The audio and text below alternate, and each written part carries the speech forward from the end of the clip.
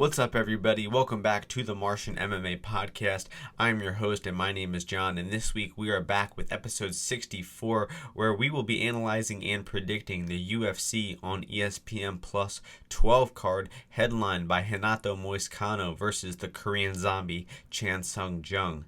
This fight card will be going down in Greenville, South Carolina this Saturday, June 22nd, 2019, with the 6-fight prelim card kicking off at 4 p.m. Eastern Time and the 6-fight main card starting at 7 p.m. Eastern Time. At the end of the podcast, we will quickly recap the UFC 238 pay-per-view that went down 2 weeks ago. We did have no UFC last week, but we had Bellator 222 to keep us entertained, and Dana White's Tuesday Night Contender Series started this past Tuesday, so we've had a little bit of MMA to keep us preoccupied in the meantime, but we're back with the UFC this week. So with that being said, we're going to jump into the first fight, which takes place in the bantamweight division. We have Andre Ewell, who is 14-5, taking on Anderson Dos Santos, who is 20-7. The opening betting line for this one was Andre Ewell, the minus 305 favorite, to Anderson Dos Santos at plus 225. Right now, we are seeing Andre Ewell minus 110, Dos Santos minus 110. So a pick'em fight now over on 5 Dimes, which is a lot of line movement since the opening line, where Ewell was a 3-1 favorite. So I agree with the line movement in this one. I think that Anderson Dos Santos should not have been that much of an underdog. I think this is a pretty close 50-50 type of fight. So congrats to all the bettors who got in on Dos Santos as that big underdog. So we're looking at like a striker versus grappler type of matchup in this one.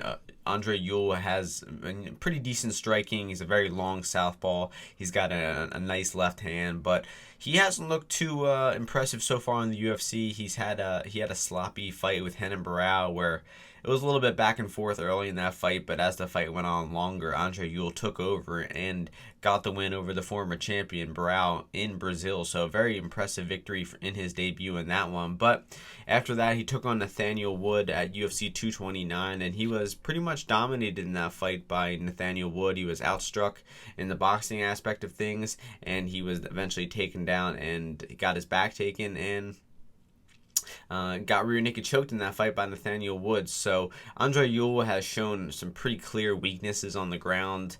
He doesn't really know how to get off of his back. He doesn't know how to defend submissions that well, and that's not good for him because he's taken on a jiu-jitsu black belt in Anderson Dos Santos in this fight. But again, Dos Santos we have not seen too much good from in the UFC so far. He is 0-1 in the UFC, lost his debut to Nad Narimani in his first fight, where he was pretty soundly outstruck in that fight. He tried to take down Narimani in that fight, but Narimani was able to stuff his takedowns. And then Narimani actually took down Dos Santos, and Dos Santos couldn't really do anything off of his back. So, Dos Santos has looked decent in the regional fights. He has some nice victories over some lower level competition. Actually has his best win is over Ricky Simón 3 years ago, where he was losing that fight. He came from behind, rocked Simón with a punch, and then tapped him out. So Dos Santos and Ewell are both good fighters. This is a very, very close type of fight. It really just depends on how aggressive Dos Santos is with the takedown. If he is relentless pursuing that takedown and he realizes that Ewell is weak on the ground and he tries to exploit that weakness on the ground, then I think Dos Santos wins. But if Dos Santos tries to strike in this one like he did versus Narimani, he does not pursue that takedown relentlessly, then I think that Ewell will win this fight just by outstriking Dos Santos to a decision. So it's a really close 50-50 type of fight. I've been going back and forth all week on this. And, I think that this fight will end up on the ground at some point, and I think that Anderson Dos Santos can either win rounds or even get the submission on Ewell in this one. So I'm going to slightly lean Anderson Dos Santos in this one, but it's not a confident pick at all. And I would probably pass on both ends of the betting line where it's at right now. Next fight in the middleweight division, we have Darren Winn, who is 5-0, taking on Eric Spicely, who is 12-4. The opening betting line for this one was Darren Winn as the favorite at minus 320 to Eric Spicely as the underdog at plus 240. Right now, the line is just about the same with Darren Winn minus 300 to Spicely plus 250. So this is a short notice replacement fight for Eric Spicely. Darren Winn was supposed to take on Bruno Silva, but Silva pulled out this week, and Spicely got the short notice call to come back to the UFC. Spicely was cut from the UFC a few years back, but he's been active, fighting over in CES, picking up a few victories since then, and he got his chance to get back in the UFC. So, props to Spicely for keep grinding and getting back in the UFC. But unfortunately, he's drawn a tough straw in this matchup.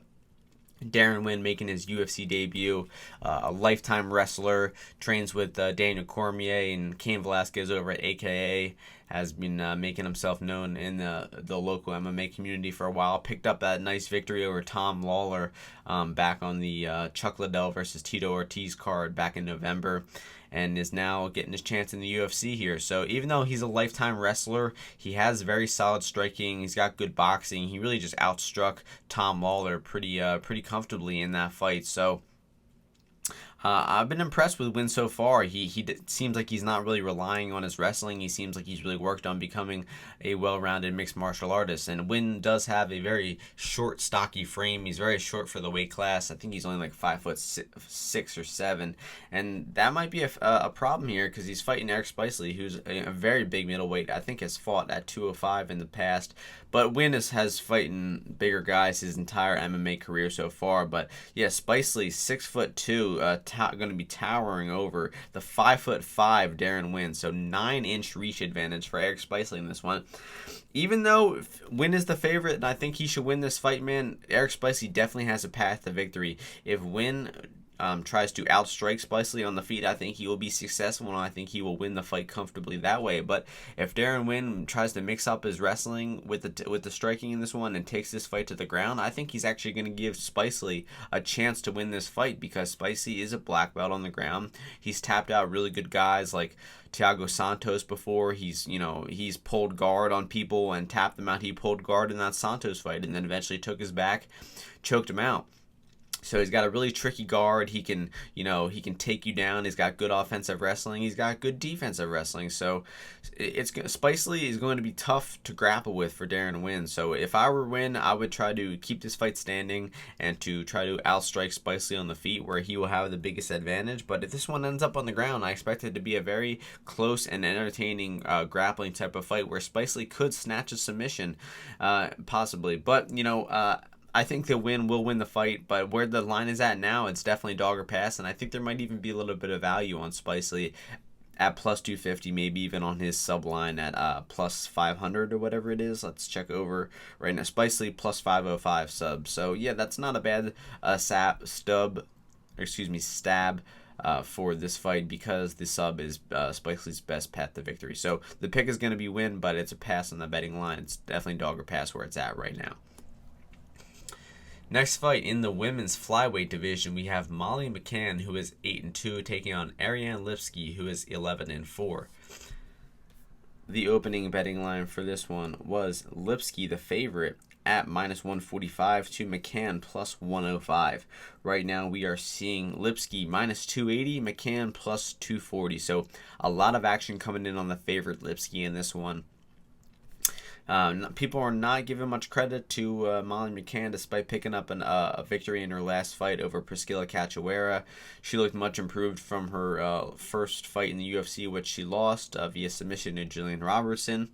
McCann, was pressuring forward that entire time, throwing a lot of punches, had very solid output.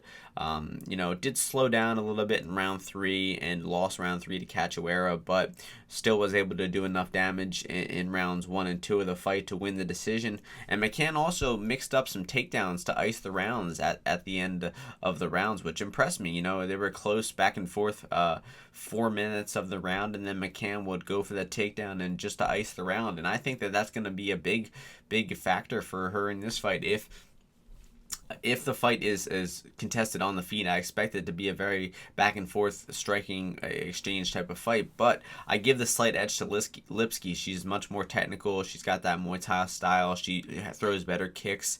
And, she was competitive with JoJo Calderwood at range in her last fight. Really, Lipski just struggled with the takedown, really couldn't get off her back once she got taken down, and lost that fight due to JoJo's ability to mix up the striking and grappling. But McCann is not nearly as good of a fighter fighter as JoJo. I think that JoJo has a better ground game, better takedowns, and probably better striking than McCann as well. So Lipski should be the favorite in this one. She does have a path to victory at just winning this fight by being the more technical striker, avoiding the takedown of McCann, and landing the cleaner, harder shots for 3 rounds. But at the current price, there's no way I could trust Ariane Lipski at almost 3-1.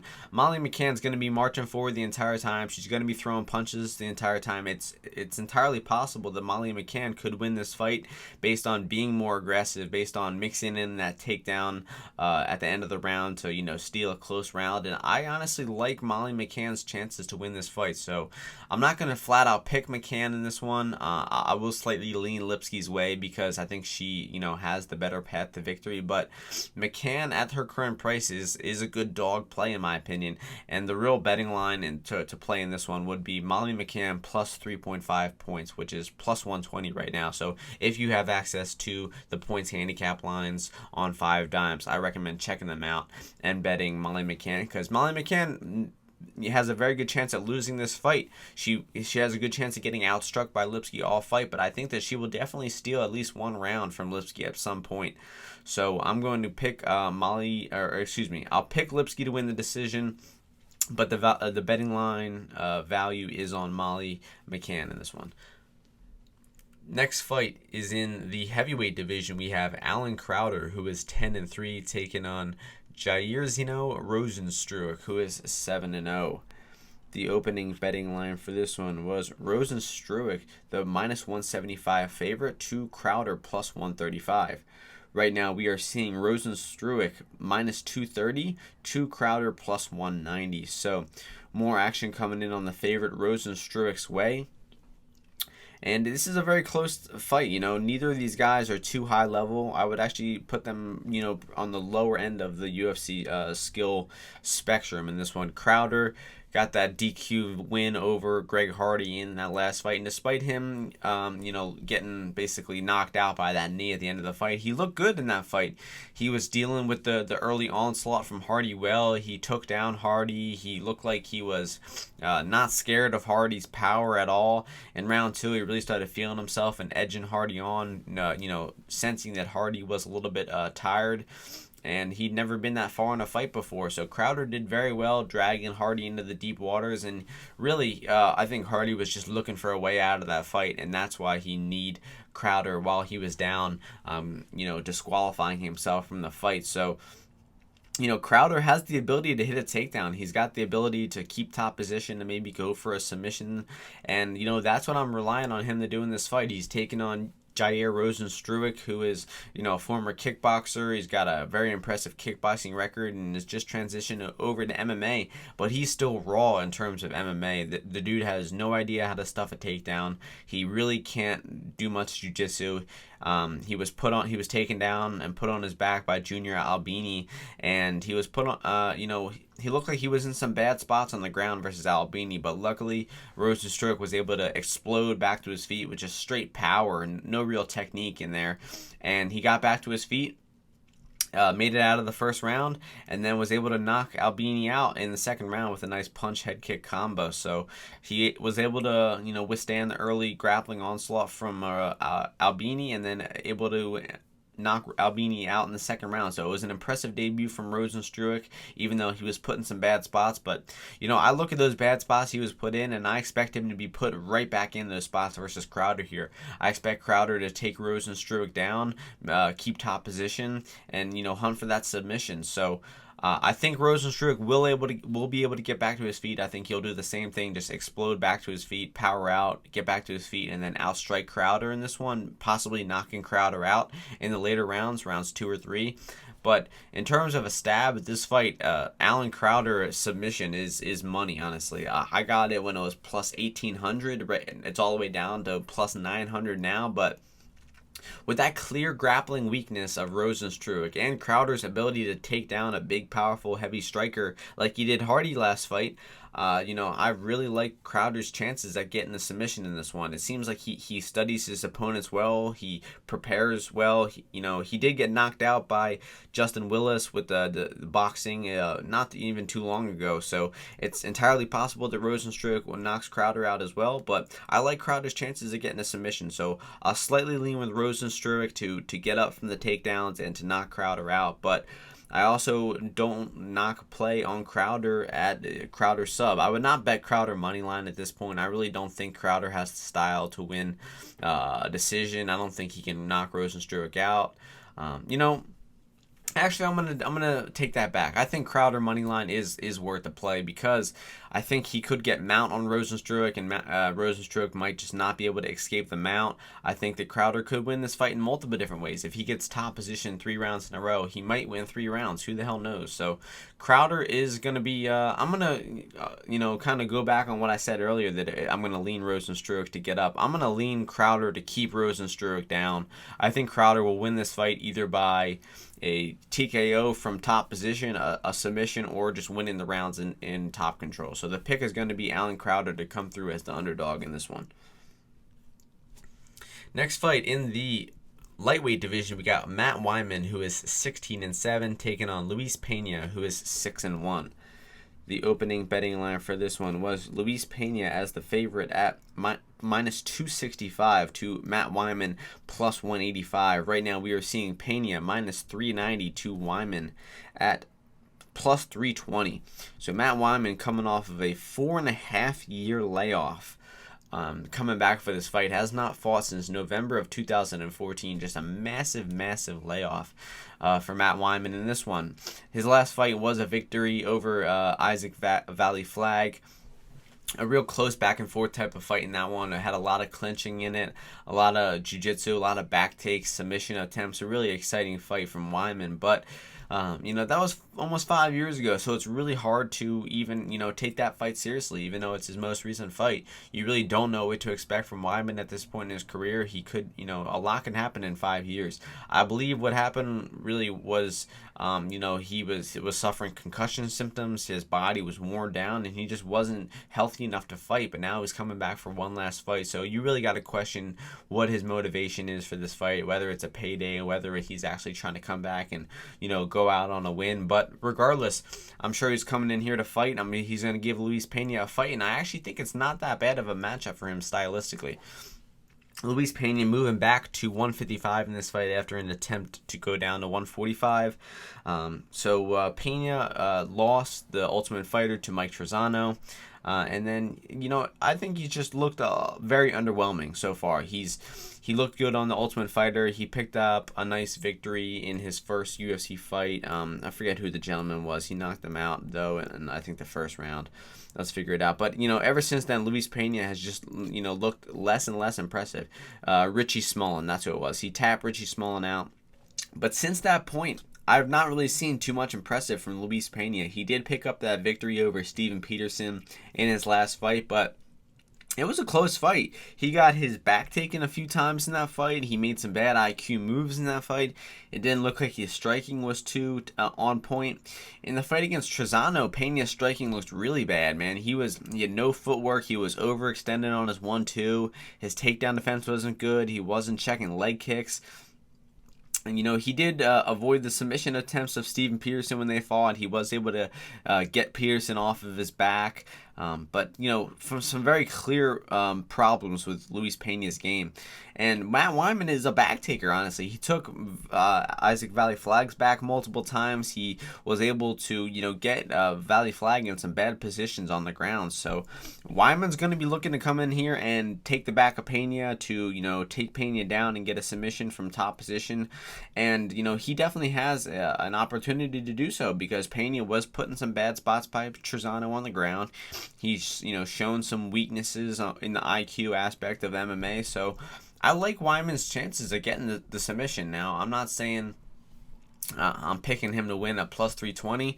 I just think that his submission line at plus 1200 is worth a good stab, and it's definitely dog or pass at this price. Pena at minus 390, you just cannot trust him with how he's looked in the UFC so far. So the pick is going to be Pena. I think that he will avoid the submission attempt of Wiman. I think that he will be able to outstrike Wiman at range, probably out-clinch Wiman as well.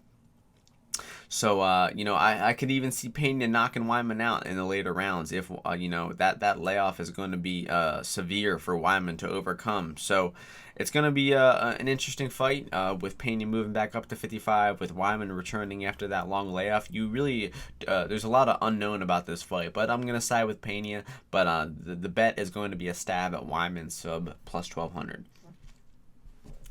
The next fight in the featherweight division, we have Dan Ige, who is 11-2, taking on Kevin Aguilar, who is 7-1. The opening betting line for this one was Aguilar minus 175, Ige plus 135. Right now, we are seeing Aguilar minus 150, Ige plus 130. So this, I believe, is my favorite fight on the card. Totally, it's both of these guys have looked really good in the UFC so far. Kevin Aguilar 2-0, picking up victories over Rick Len. And in the most recent fight against Enrique Barzola, he's shown off really impressive takedown defense. He's shown off good boxing, powerful, crisp boxing. Not too solid defensively in the boxing area, but his offense is really good. He's got a good high guard. He can take a punch really well. And, really his most impressive thing is his takedown defense, man. This dude can dig an underhook better than anybody in the UFC right now. He stuffed multiple attempts from Barzola. Barzola is a guy who's known for just relentless takedowns, good pressure, good aggression, and just getting guys down to the mat no matter what the cost. And Aguilar was able to stuff, I believe, every single one of Barzola's attempts in that fight. And Aguilar did slow down a little bit in round 3. He started to feel the pressure of Barzola. He was still able to stuff all the takedowns though, and but he did get outstruck, I think, in round 3 versus Barzola. So look out for Aguilar's gas tank to be a little suspect. He could start to slow down in the later rounds of his fights.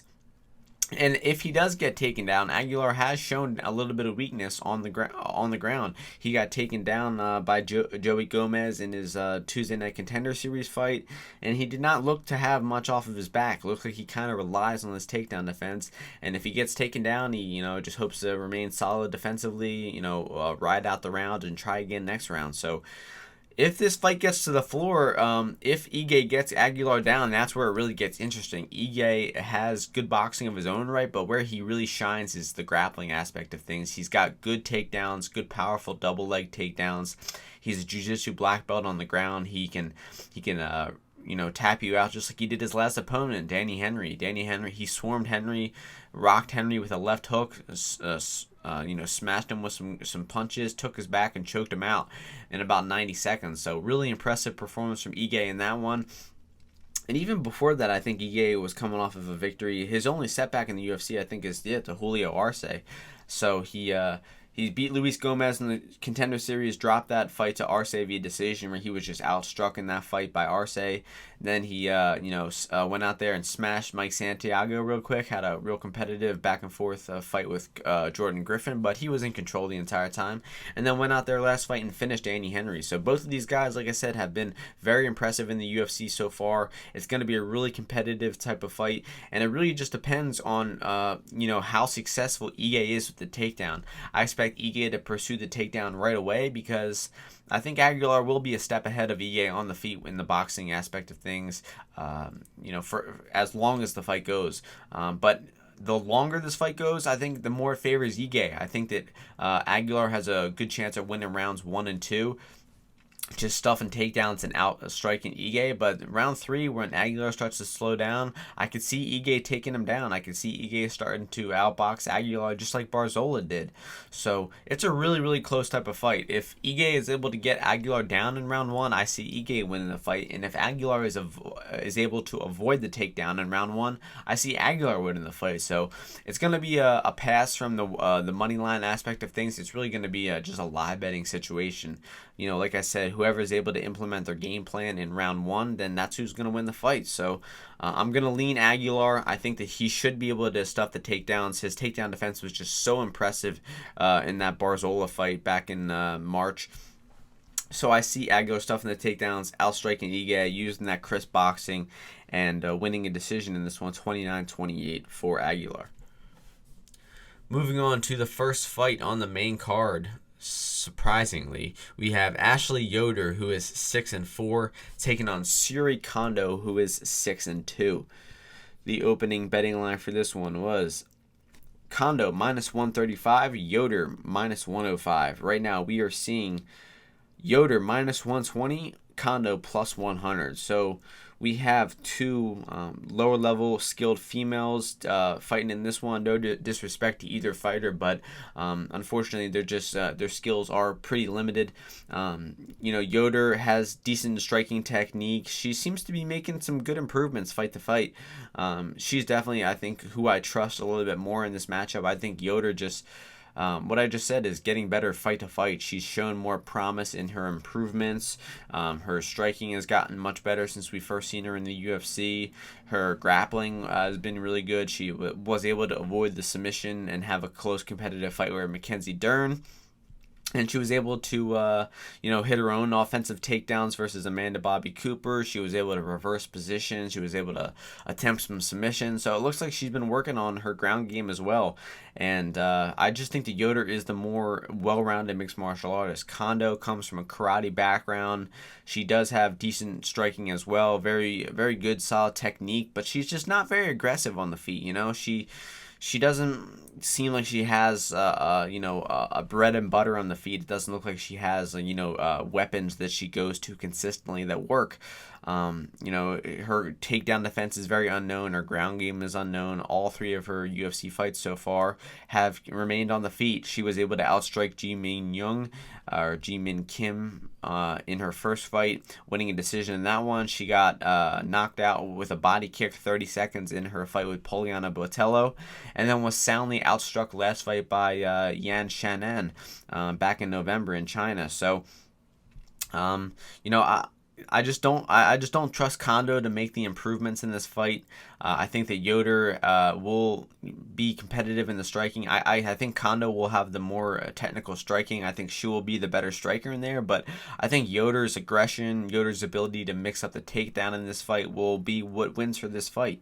And I just think that Yoder has, she showed a lot of heart in that last fight. She was in some bad positions. She was able to, reverse, bump and roll, get out of being on bottom, get up on top after being on bottom, and just win close rounds. That was a fight that a lot of people thought that Amanda Bobby Cooper won, but Yoder was just able to do a little bit more in the judges' eyes. She was able to get in top position when it really mattered. She was able to get a takedown at the end of the round to ice the round, and that's really what won her the fight on the judges' scorecard. So I expect her to do the same thing in this fight and just be, in the better spot at the better time. She's going to end up in top position when it counts. She's going to do more in the judges' eyes, and she's going to win this fight 29-28 for Ashley Yoder.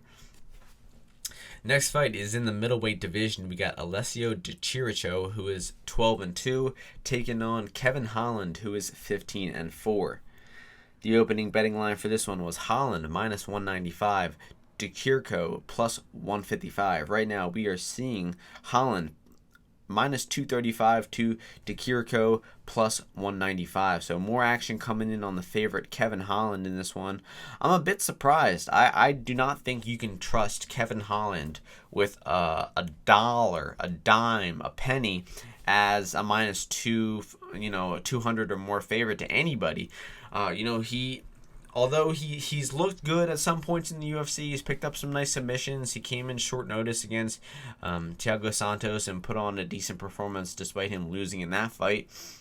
He won his last fight, according to the judges, versus Gerald Meerschaert, but he's just looked very lackluster so far. In that last fight, man, it was just, he could have won that fight if he tried. He didn't. I mean, he did win that fight, but he could have won it more decisively if he tried. It looked like he was content to be taken down. It looked like he was, he makes faces to the cameras. He tries to be a showman. He tries to talk to his opponents and be funny in there. he's got a lot else going on. It doesn't seem like he really wants to be the best mixed martial arts fighter. It seems like he just wants to put on a show. It seems like he just wants to go out there and, like I said, put on a show in front of the cameras, be entertaining. So I really think that, the WWE would be a better home for Kevin Holland than the UFC. And I don't mean that with any disrespect, because he does have some good skills on the ground. He's a brown belt on the ground. He's got good striking. He got really nice kicks. Good front kick. He used that in the fight against John Phillips to win that fight, eventually taking Phillips down and tapping him out in round 3 of that fight. So Holland's got some skills. He's very well rounded, and I think that he should be the favorite in this fight. I just would not bet him in this spot because you just can't trust him. Gerald Meerschaert was dog tired in his fight with Kevin Holland. The commentators were saying it, everybody knew it. He was in round 2 of that fight. He was tired, and Meerschaert was still able to take Holland down. He was still able to put him in bad positions on the ground, still able to attempt some tight chokes. He at one point Holland was in a guillotine that was almost locked in. It was, Meerschaert was fully mounted. It was a very bad spot for Holland. Luckily he defended and got out of that guillotine, but I just lean Chirico's way in this one. I think that I'm more so leaning against Holland than I'm leaning with Chirico, but Chirico has been looking good lately. He's a big, powerful southpaw. He throws some powerful strikes on the feet. He's got a good left kick. He'll go to the body, go to the head with that kick, and he throws hard punches. He did reverse a takedown versus Eric Spicely temporarily, but was triangled very shortly after. So the sub defense of Chirico is not very good. Also, what he did worries me against Julian Marquez. When he started feeling the punches against Marquez, he would shoot a desperation single leg, and he did get Marquez down, but he didn't really keep top position. And if he does that here against Holland, starts feeling the punches or the strikes against Holland and shoots for a takedown, I could see Holland snatching up a submission in this one. But I just lean Chirico's way because I think he's good enough to avoid the submission of Holland. He was put in some bad spots by Marquez when they fought, but he escaped. And just like Meerschaert escaped all the bad spots that Holland put him in on the ground. So even though Meerschaert is a much better grappler than Chirico, I think Chirico will be able to escape the submissions or the bad spots that Holland puts him in on the ground. And I think the striking in this one will be really competitive. Although Holland does have the better technique, he's got good front kicks, he's got a solid jab as well. I think Chirico's power and his aggression will just be a factor in this fight. I think the judges are going to see Chirico coming forward, throwing big strikes, and I think the judges are more likely to give it to Chirico than Holland. I think Chirico could catch Holland with a punch and possibly put him away. I think Chirico has a lot of paths to victory. While Holland's, he does have the chance of getting the sub. He does have a chance of, just staying safe and outstriking Chirico to a decision. I just don't really like the way Holland's been fighting lately. And that's why I am picking the plus 195 underdog Chirico to pick up the victory in this one. Next fight is in the women's flyweight division. We have Andrea Lee, who is 10-2, taking on Montana De La Rosa, who is 10-4. The opening betting line for this one was Andrea Lee, the minus 185 favorite to Montana De La Rosa at plus 145. Right now we are seeing Lee minus 210, De La Rosa plus 175. So more action coming in the way of Andrea KGB Lee. And I agree with the line movement in this one. I think that Lee could honestly be a bigger favorite where she's at now. I just think Lee is a little bit better than everywhere than De La Rosa. Maybe not in the pure submission game, but in the overall grappling, the wrestling, I think that Lee is just better everywhere. I think Lee will have a big advantage on the feet in this one. I think she will be, using her leg kicks and her punches to string together combinations very well, like she always does, to outstrike De La Rosa. I think that if this fight ends up in the clinch, that Lee will use that powerful.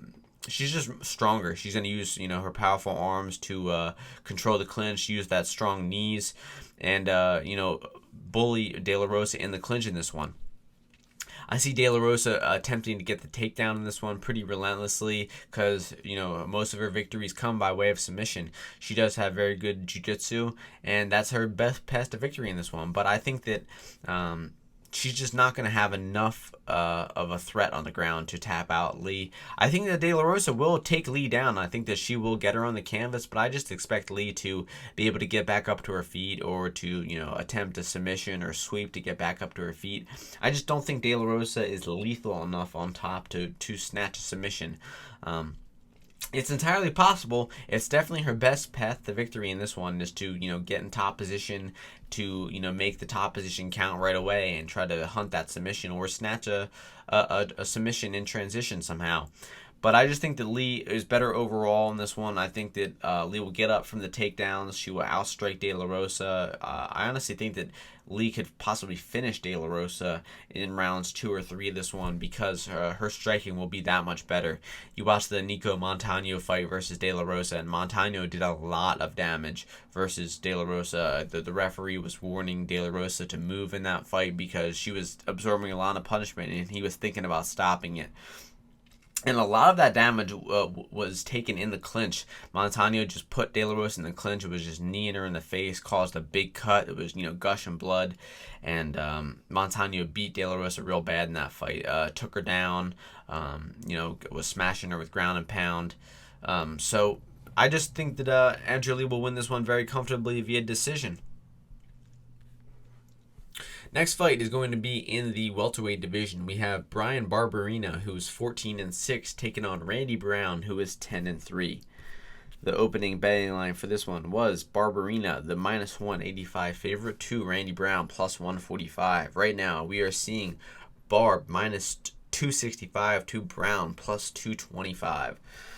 So I agree with the line movement in this one. Barberena should be the favorite, should be a pretty decent sized favorite in this one. I just don't see how Randy Brown wins this fight. Randy Brown is a phenomenal grappler. He has, won most of his fights end up on the ground, and he outgrappled Mickey Gall to a victory. He came up short in his last fight against Nico Price, where he was knocked out in that fight. Randy Brown was actually winning that fight, was getting the takedowns on Brown. He was actually kind of outstriking Nico Price in that fight as well, but Nico Price just put Brown in a very odd position and then hammer fisted him from the knockout from bottom position. A very strange KO in that one. I'm sure you all remember it. But Brown has looked very good on the ground so far. That's definitely where he wants to take his opponents and to try to end the fight there. But luckily, Barberena has very good takedown defense. He's been tough to take down throughout his entire career. He's been tough to finish his entire career.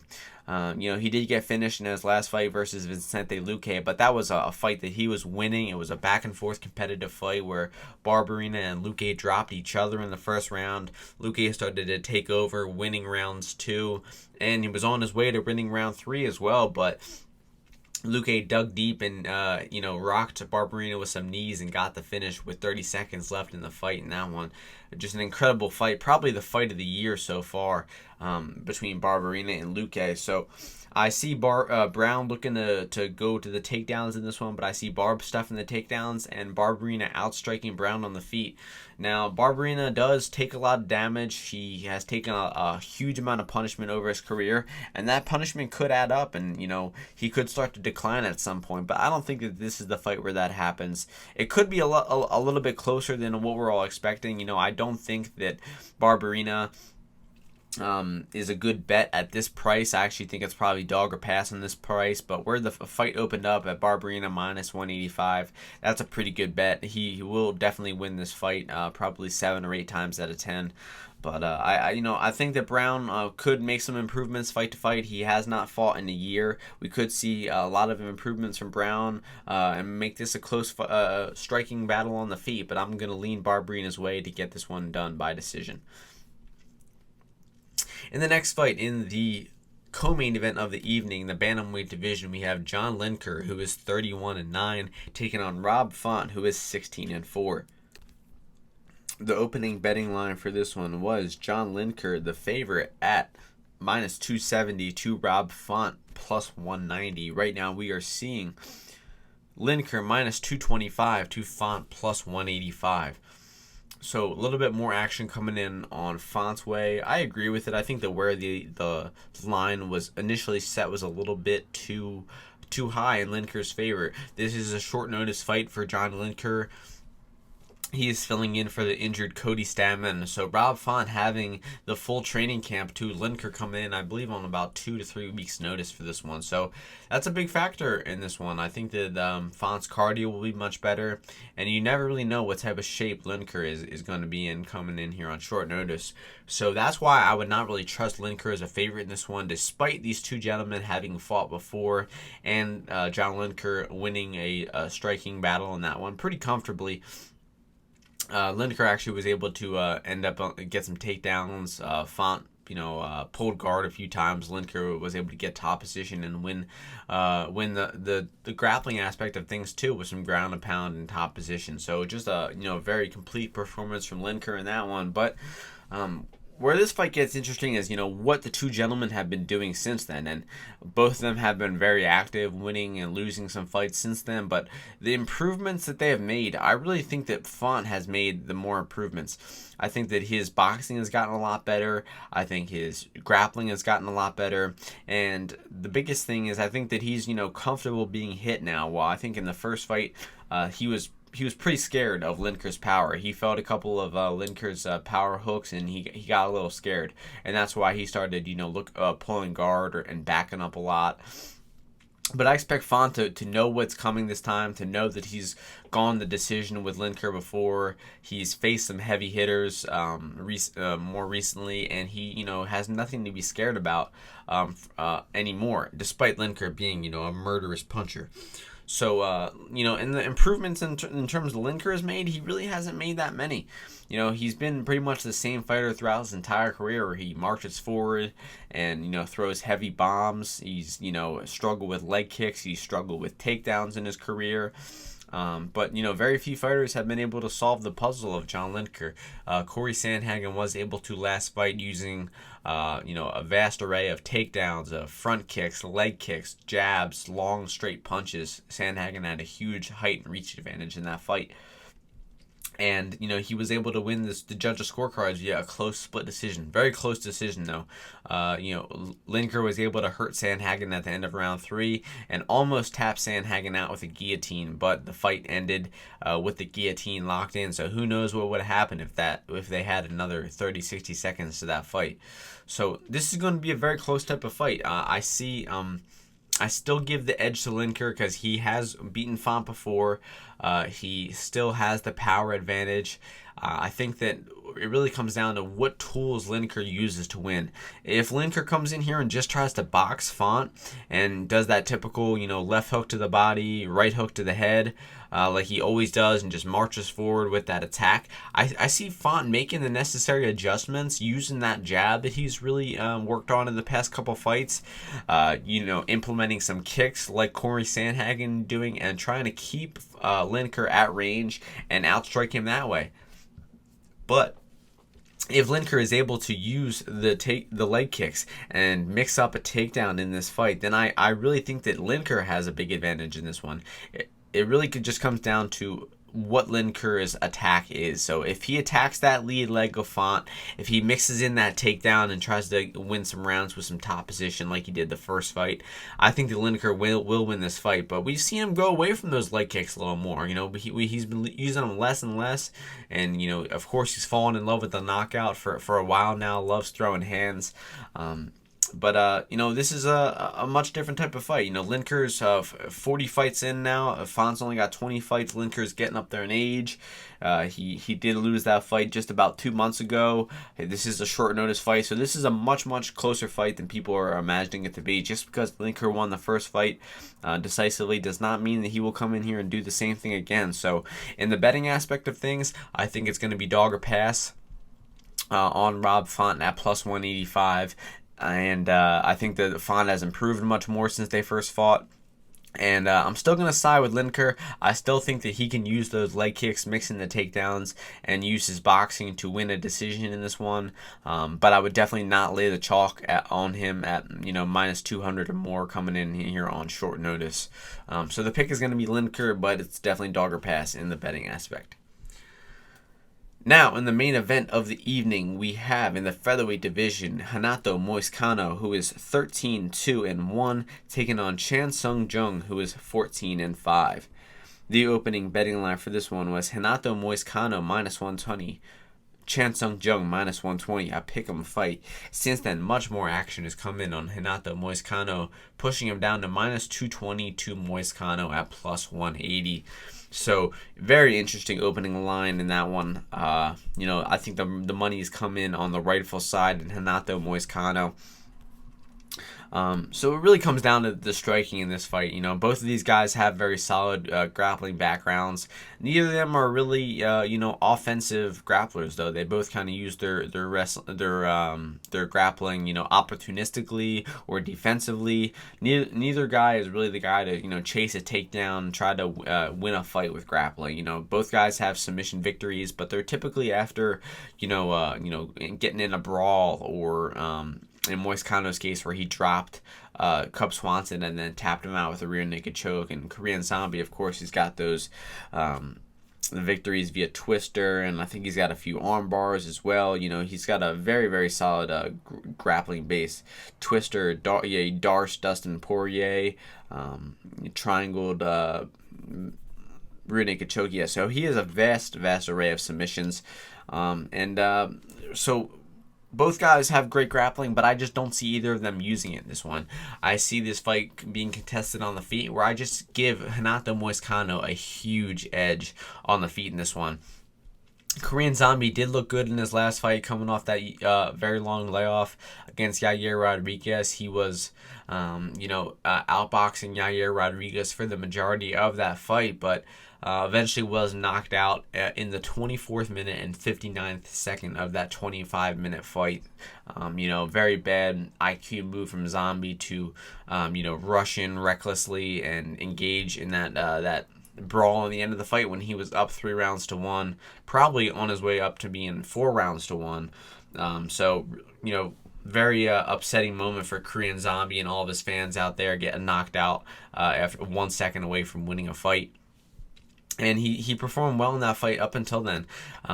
He struggled with some leg kicks early versus Yair, and that's really where I see the problem for Korean Zombie coming in this fight. His stance is just too upright. He's too heavy on his feet. He doesn't use enough movement. He doesn't have enough footwork to outstrike Moicano. I think that Moicano will be attacking that leg kick, that calf kick that he uses so well.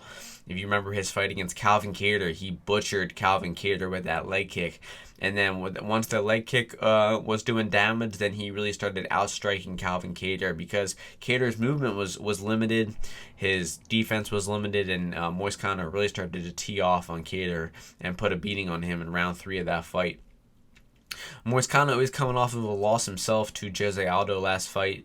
He was looking good in round 1 of that fight. He was outstriking Aldo, keeping him at range with his punches and his kicks, not engaging in a firefight in the pocket. But after round 1, his corner stupidly advised him to, get inside on Aldo. They insisted that he was better than Aldo, that he should try to finish Aldo. Moicano got a little aggressive in round 2, got countered, got swarmed by Aldo, and got finished. So, both guys made bad mistakes in their last fight and resulting in them getting knocked out. So I expect both guys to, be fighting a lot smarter in this type of fight. I think the Korean Zombie would have to make very big adjustments and improvements in his footwork and his striking to win this fight. I don't think that his, heavy on the feet boxing central attack is going to be good enough to beat Moicano.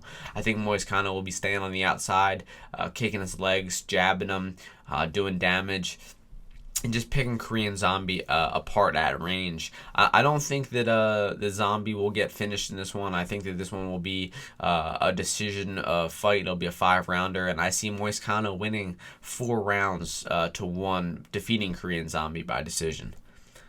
So that's going to do it for this fight card. Got a great night of fights, 12 good fights. The dogs, I honestly think are going to be barking in this one. Let's see. So the first dog of the night, Eric Spicely, plus 250, has a path to victory with the submission in this one. So plus 250 for a decent path to victory. I like it. Molly McCann, it's going to be a close striking fight.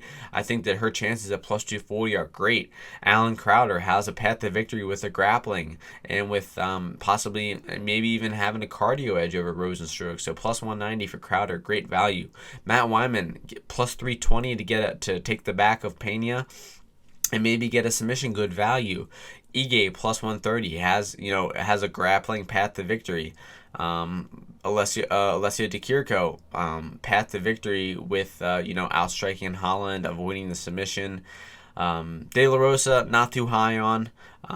Let's see, Brown, not too high on. Font, has if he is able to mix in his own leg kicks, stuff the takedowns, maybe hit his own offensive takedown like he did versus Sergio Pettis.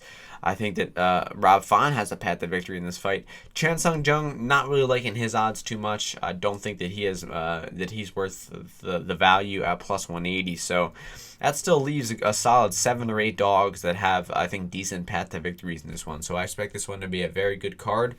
And that's going to do it for the 12 fights in Greenville, South Carolina this Saturday night. So with that being said, we are just going to move on to quickly recap the UFC 238 pay-per-view that went down 2 weekends ago. It was a great card, headlined by 2 title fights. Both of them, came through big, ended in finish via knockout. So, we'll start things off in the first fight. Caitlin Chukagian defeated Joanne Calderwood via decision, close decision in that one, but I think the right woman won the fight. Eddie Wiman put on a great performance against Grigory Popov, knocking him out with punches in round 2 of that fight. Darren Stewart defeating Bevon Lewis via decision, a very impressive performance from him. Yan Xiaonan defeating Angela Hill by decision. I disagree with this decision. I thought Angela Hill won round 3 with that triangle attempt. It was a close round up until that point, and Angela Hill had the most significant moment of the round, having a locked-in triangle that was seconds away from finishing. Round 2, Yan Xiaonan came back and won that round, and I honestly thought that Angela Hill won round 3 pretty clearly, out-voluming Yan Xiaonan for a 2-1 round victory for Angela Hill, but the judges disagreed. Calvin Kattar knocked out Ricardo Lamas in round 1 with a beautiful combination in that one. Alexa Grasso outclassed Karolina Kowalkiewicz for 3 rounds. Impressive performance from her. Her boxing was on point in that one. Aljamain Sterling, just like Alexa Grasso, outpointed Pedro Munoz for a decision, just keeping Munoz at range, just outstriking him masterfully. Great performance by Aljamain Sterling in that fight. Tatiana Suarez defeated Nina Ansaroff via decision. A little bit of an underwhelming performance from Suarez in that one. Ansaroff was able to steal 1 round, and it was just an underwhelming performance from Suarez. She did not dominate at all, and it cost her the title shot because the UFC has decided to give it to someone else in Weili Zhang, and Suarez has a neck injury as well. She has to heal up, so she'll be out of the octagon for a while. Blagoy Ivanov defeated Tai Tuivasa via decision, just outboxed Tuivasa all fight long. Peter Yan outboxed Jimmy Rivera to a decision. Tony Ferguson and Donald Cerrone, that fight, I think it lived up to the hype, honestly. Tony Ferguson was outstriking Donald Cerrone for the entire fight, and then eventually Tony Ferguson put a lot of damage on Cerrone. Cerrone broke his nose, blew out his nose, and his eye swelled up, and the referees had to stop the fight in between rounds 2 and 3, unfortunately. But a little bit of controversy around the fight because it looked like Tony Ferguson landed a punch after the bell.